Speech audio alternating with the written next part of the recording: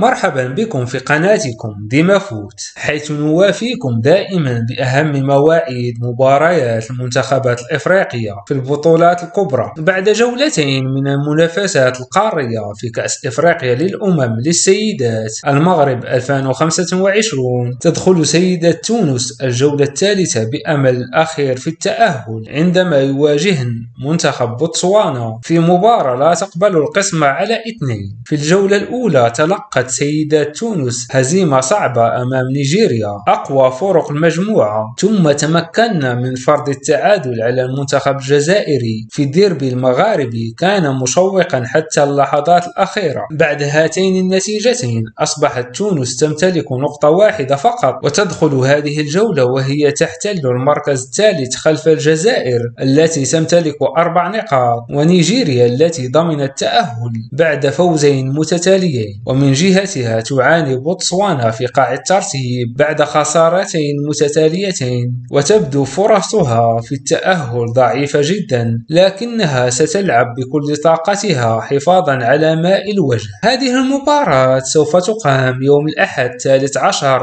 يوليو 2025 على أرضية الملعب أبجيغو بمدينة دار البيضاء في تمام الساعة 8 بتوقيت المغرب، تونس والجزائر 10 بتوقيت مصر والسعودية. ومن المنتظر أن تبث هذه المباراة على قناة بي إن سبورت HD 6. هذه المباراة لسيدة تونس الفوز وحده يمنحهم بطاقة تأهل، أما التعادل أو الخسارة فتعني الخروج رسميا من البطولة. هل تتمكن نسور قرطاج من خطف بطاقة العبور في آخر لحظة؟ اكتبوا توقعاتكم في التعليقات، ولا تنسوا الإعجاب بالفيديو والاشتراك في القناة ليصلكم أي جديد.